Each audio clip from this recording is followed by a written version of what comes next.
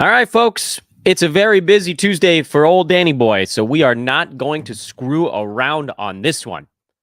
Not that you care, but after this, I basically need to go right back to preschool to pick up my younger one. He's got a little doctor's appointment this morning, and then the question is, do I take him back to preschool after the doctor's appointment?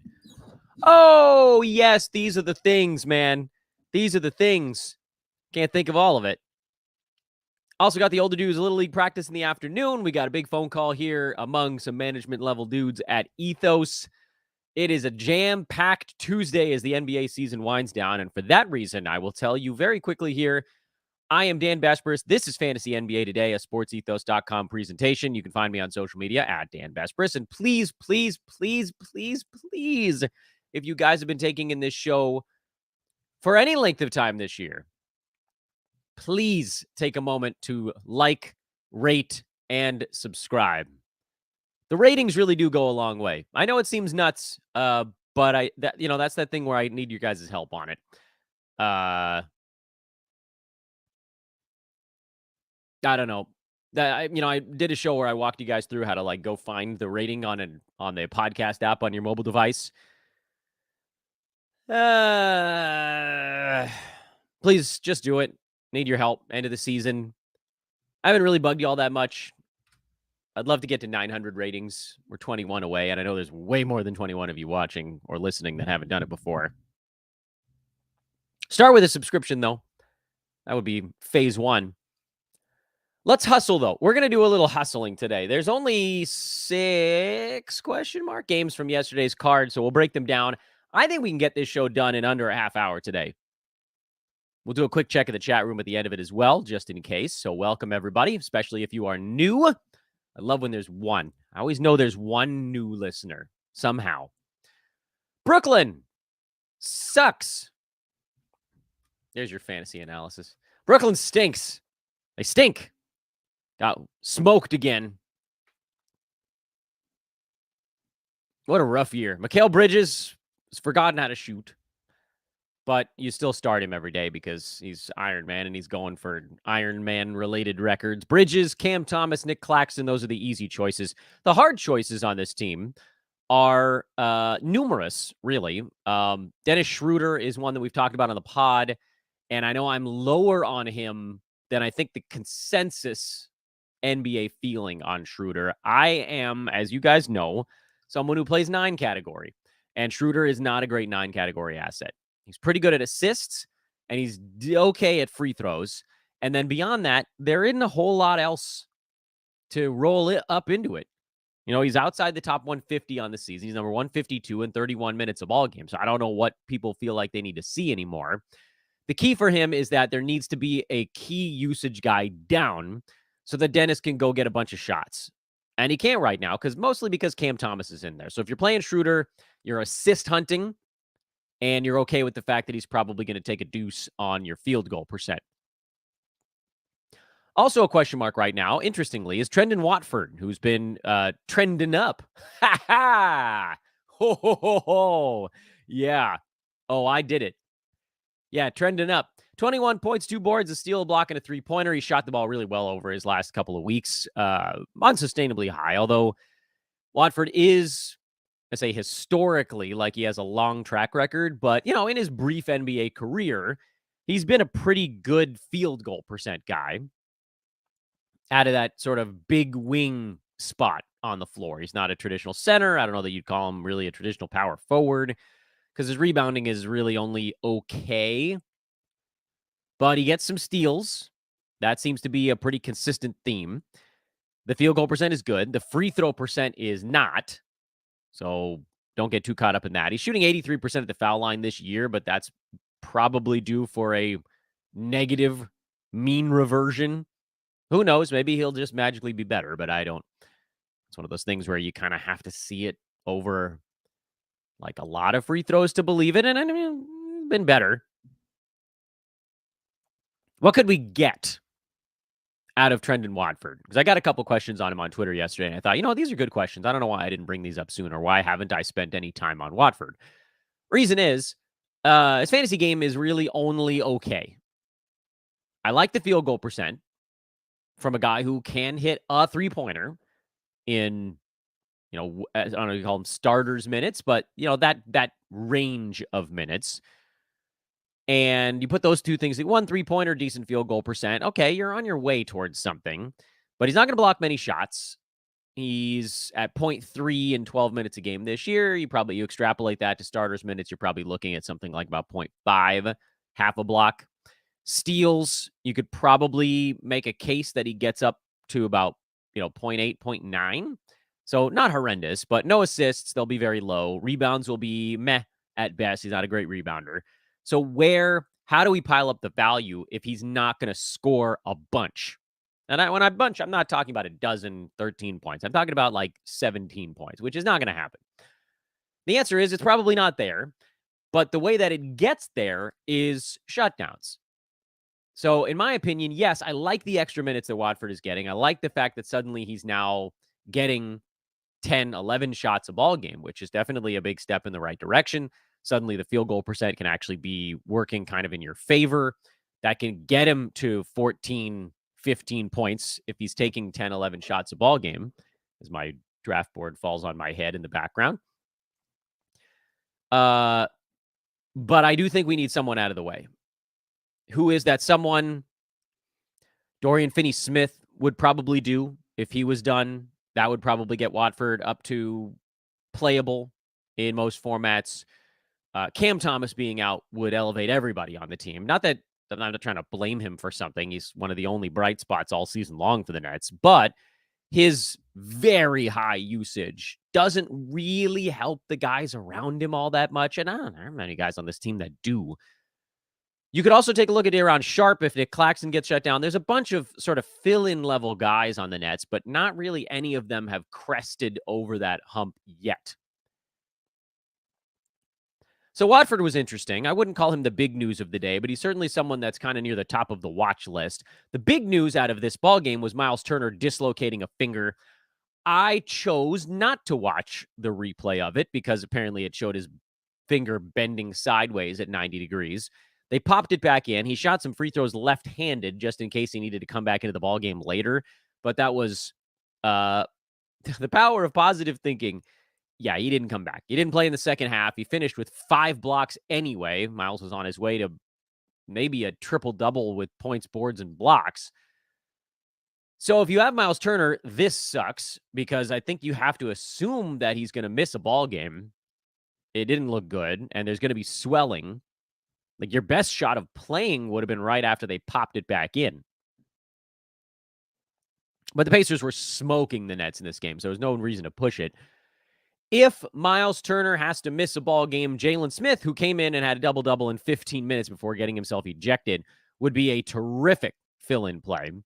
If Jalen Smith has to miss any time, because he's been banged up throughout the year for any number of reasons, then you move all the way down to Isaiah Jackson. So you've got these nice fantasy backups, but it's hard to make a call without knowing for sure. I would say head-to-head side, you probably don't do much of anything because you're typically not going to gain a games played advantage by making this move. But in Roto, I can make a really strong case for picking up Jalen Smith. He's number 188 this year on Yahoo in 17 minutes a ball game, 10 points, 5.5 rebounds. That's in 17.5 minutes on a big-time positive field goal percent.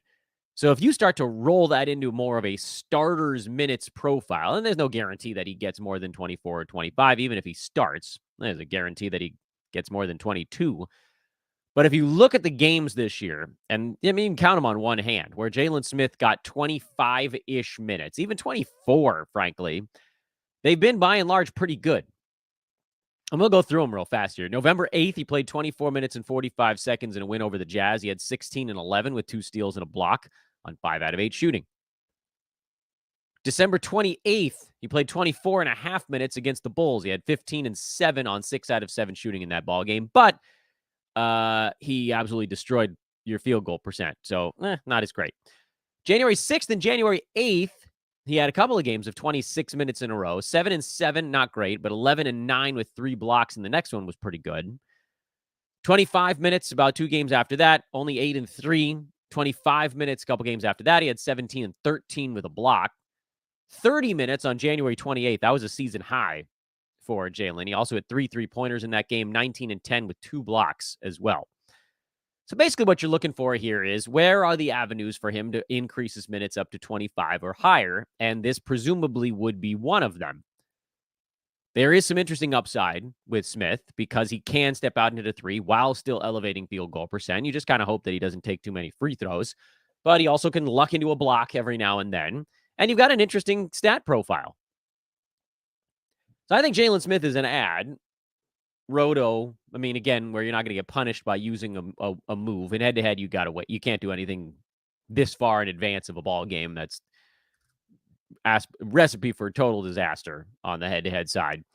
But Roto, you could pick Jalen Smith up, stick him on your bench, and hope that he gets a spot start coming up here. And if he does, and you just sort of roll with it, you probably get a pretty good line. Boston's a pretty easy team to handicap. Jaylen Brown sat this one out. Call it a rest day. And so Al Horford slid into the starting lineup. Easy peasy. Game was a pretty easy win for the Celtics, so Sam Hauser got a few extra minutes off the bench, as did Peyton Pritchard. Hauser hit 7 threes. Pritchard didn't do a whole lot with his time. Those are guys, at least in my eyes, I feel like 2 guys generally need to be out to get to Hauser. Not that 7 threes wasn't good enough, but in 24 minutes, there's no guarantee that he hits fantasy value. And then for Pritchard, you need someone in the backcourt, more specifically down. And Drew Holiday and Derek White were both healthy for this ball game.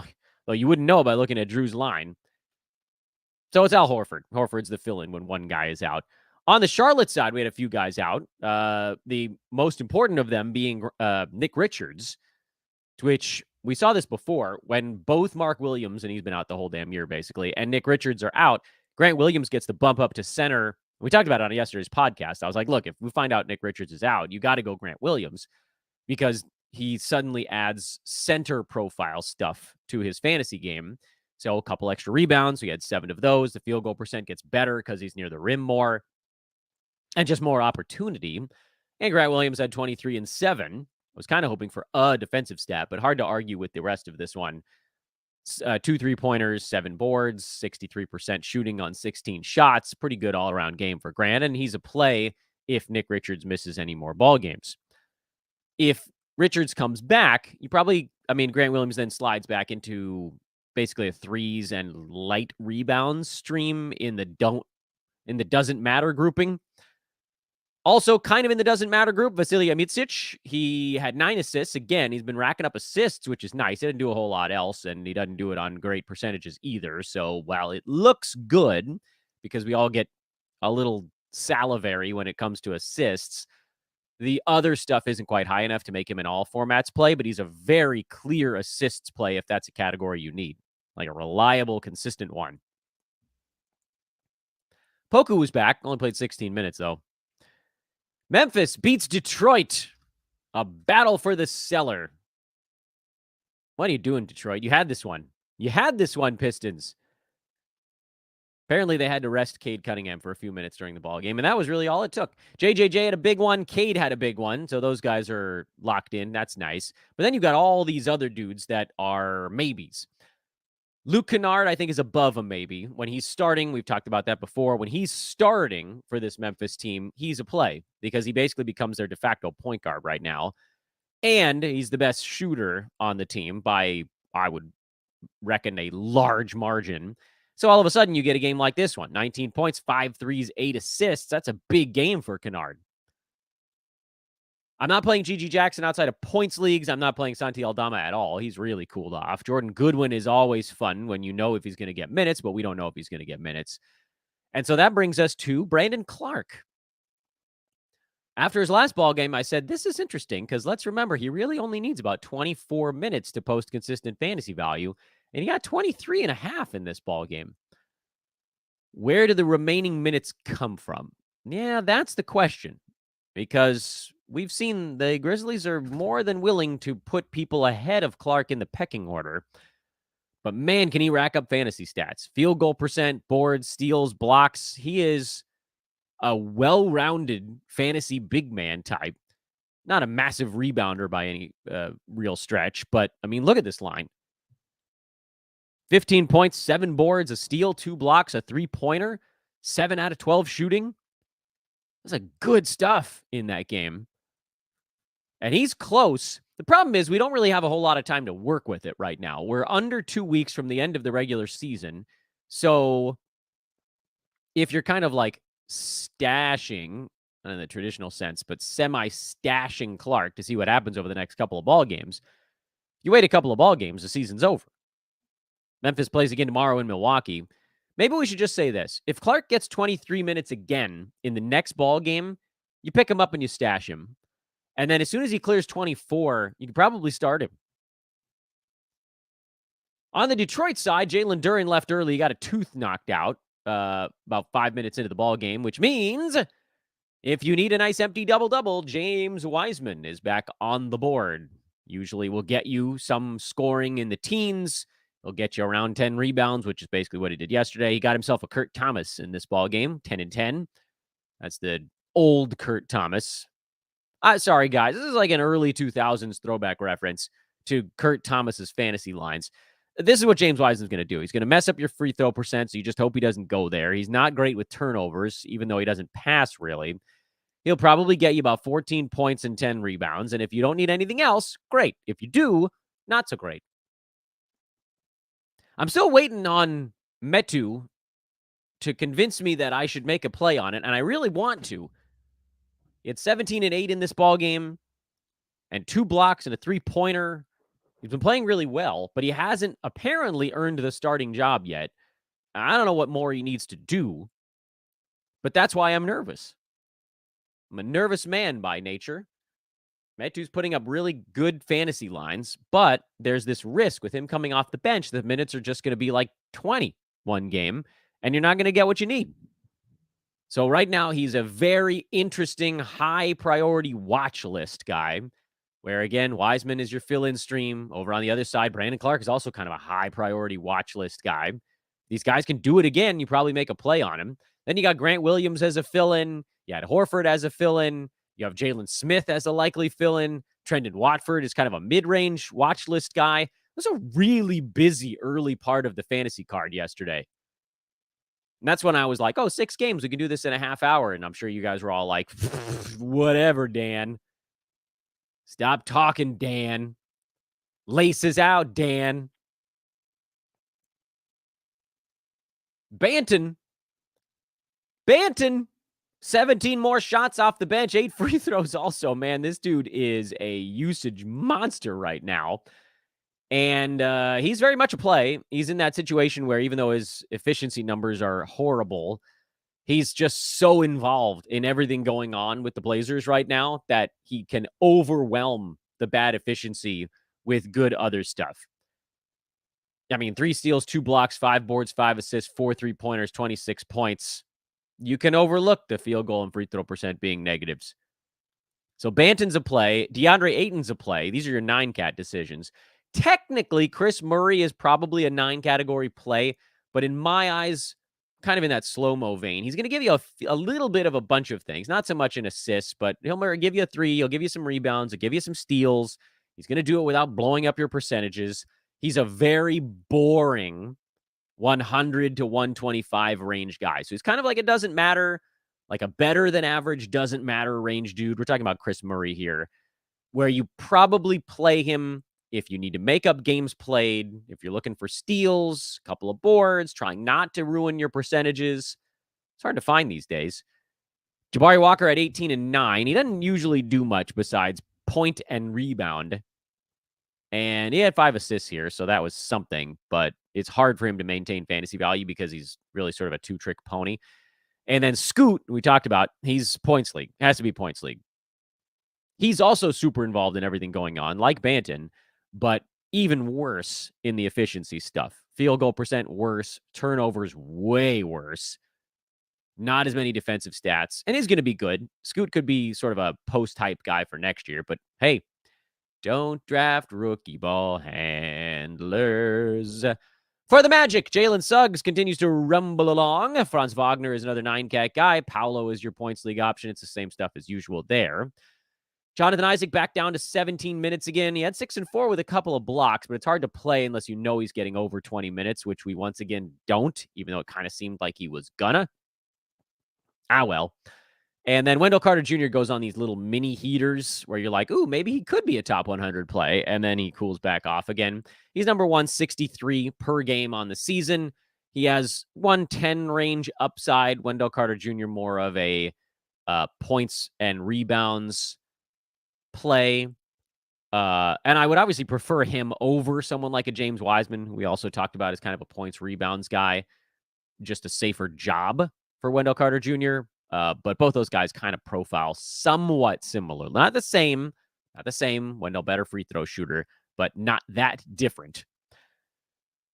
Meanwhile, Vit Krejci, 18 points on a perfect 6 for 6 from downtown. This is a guy we're on. I'm looking at the Hawks schedule, and I was like, okay. And I picked him up last week, and I dropped him going into this week. Even though he has a great schedule, I was like, I just can't do it again. I can't get another 4.2 rebound, 1 assist ball game. And then Krejci's like, it's cool, man. Exploded on the waiver wire. This will undoubtedly be the best game he posts all season. With Jalen Johnson back and likely ramping his minutes up closer to 30 by the next ball game, you're going to likely see Krejci continue to trend down. The Hawks you can play now have shifted a little bit because I don't know that DeAndre Hunter is going to get enough usage with Jalen Johnson back. Hunter becomes, I think, more of a scoring stream. And your starters are Jalen Johnson, Clint Capella, Bogdan Bogdanovic, and DeJounte Murray. Your schedule plays, amazingly, Vit Krejci was one, but I don't think that that's really a safe one. Bruno Fernando is a schedule play. DeAndre Hunter slides down to a schedule play. And that, good friends, is as far as you go on that front. The Chicago Bulls, ladies and gentlemen, start the starters. Andre Drummond had 18 rebounds off the bench in 20 minutes. But again, that's it. He's a rebounds-only stream. And I'll admit, I'm actually using him in a league where I was looking at the roto scores and I was like, damn, if I could up my rebound average on a per-game basis, I could actually pass one or two dudes. So, yeah, I got Drummond on a club. I think I might even have it on 2 teams, believe it or not. But that doesn't mean you need to also. It's a situation where you are really hunting a category. And this is a guy that's not even in the doesn't matter range because his free throws are bad and his minutes are all over the map. You get 6 points, 10 rebounds, and who the hell knows what else. Yeah, I mean, there's a use to that. Without question, there's a use to that. Last 2 weeks, Drummond's averaging 11 rebounds a ball game, and he's number 125 over that range in 18 and a half minutes. So, sure, again, you know what you're getting. Do it if you need to. Otherwise, start the starters. Phoenix also start the starters. This was Lava Booker game. He does this every once in a while. It's very cool to watch. He moves a couple slots up the board. Then he has some normal games, and he slides 2 or 3 slots back. Booker, mid-second rounder. I didn't think he was going to get this high. I'll be honest. I thought he was going to be more late second, early third range. But he managed to keep his usage super high despite adding Bradley Beal, who obviously is the one who took the big hit there. And, even Kevin Durant took a little bit of a small hit, although his was more about the free throw percentage being down, usage only down a little bit for KD. Booker's just been a pillar of efficiency all season long. But I will take credit for one thing, which was saying there was no way he was going to average 8 assists a ball game, and he's now down into the mid-6s, which is, I think, where we said he was going to be. 6 to 7. He's at 6.9, so he's at the upper end of that. But he's been really good this year, other than the injuries. 61 games. He's hanging in there. He's been healthier since the beginning. Anyway, you start the starters. I don't know why I'm talking about the Suns. There's really nothing there. And then for the Pelicans, Jonas Valanciunas finally got enough minutes to actually do some damage, but he went 1 for 4 at the free throw line, and that blew up that pop opportunity. What do you do with JV? I've said it before. I'm having a lot of trouble kind of with empathy on this one. I'm having trouble putting myself in your shoes because I don't have Valanciunas. And this was the season I thought he was going to have from the beginning of the year. So I got it very wrong the first 3 months, but I'm finally right for the last month and a half. And so, my advice is he's not a fantasy play. But at the same time, if you had him the whole year, I don't know how you're just all right, goodbye. Because he's also, at this point, basically just a points rebound stream. Maybe even more just a rebound field goal percent stream. So then you're comparing him to, who are the other names we just went over on this board? Scroll back up. Andre Drummond, who's basically a rebound stream. Wendell Carter Jr., who's a points rebounds guy. Wiseman, not so much Brandon Clarke. Has a little bit more of a varied fantasy game. Forgetting one name. Oh, Jalen Smith, who's also kind of points reboundsy. Yeah, he's got a little bit of upside too. So what is the big driving force for holding on to Valanciunas right now? The driving force is none of those other guys we just talked about are on the waiver wire. Because if they are, I actually think they're probably more interesting. Right now, there's pretty much no chance JV gets more than about 24 minutes a game. This is kind of him maxing out. Larry Nance is playing a bunch at center. Zion's playing a bunch at center. Dyson Daniels is back, so they got deeper. By the way, Dyson Daniels, not a bad steals stream, if you're into that sort of thing. Jose Alvarado being out has been good for Dyson to slide right back into a decent chunk of minutes. But for the most part on this club, you can only play the 4 key guys right now, which is Trey Murphy, who's stayed hot, Herb Jones, who's been a defensive force, Zion, and CJ.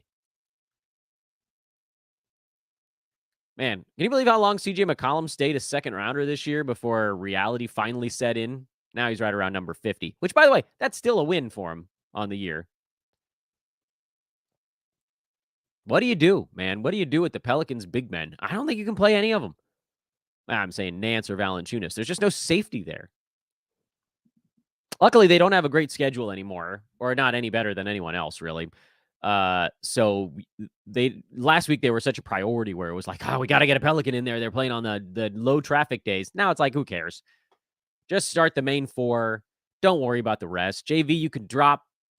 Who cares if he has one big game the rest of the way? There's 2 frickin' weeks left in the season. There's literally nothing you could do right now that would be that bad for your fantasy team other than like accidentally dropping the wrong Johnson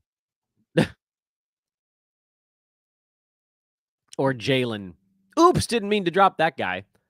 Oh no, I accidentally dropped insert 3rd rounder when I meant to drop insert waiver wire guy. But in situations like that, if you email your commissioner within the first like 12 seconds, usually they can turn that joint around.